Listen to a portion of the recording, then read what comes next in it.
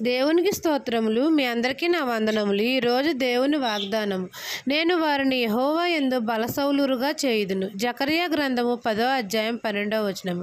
సైన్యములకు అధిపతి అయిన యెహోవా మనతో సెలవిచ్చినదేమనగా, నేను వారిని యెహోవా యందు బలసౌలురుగా చేయుదును అని.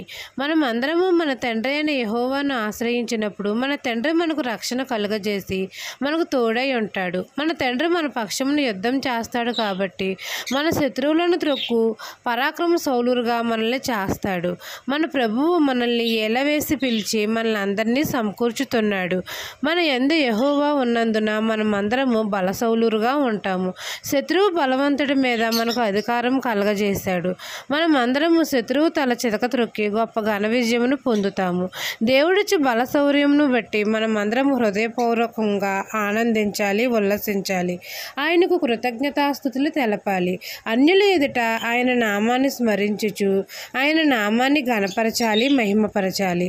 ఈ దిన వాగ్దానం నా జీవితంలో నెరవేరాలని కోరుకుంటూ దేవుని సువార్త పరిచర్యలో మీ సహోదరి.